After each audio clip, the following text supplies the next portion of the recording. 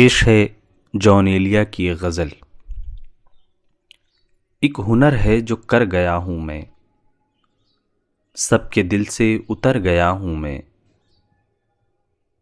कैसे अपनी हंसी को जब्त करूं, सुन रहा हूं कि घर गया हूं मैं। क्या बताऊं कि मर नहीं पाता, जीते जी जब से मर गया हूं मैं।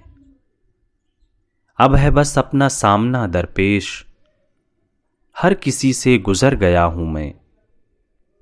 वही नाजो अदा वही गमजे, सरबसर आप पर गया हूं मैं।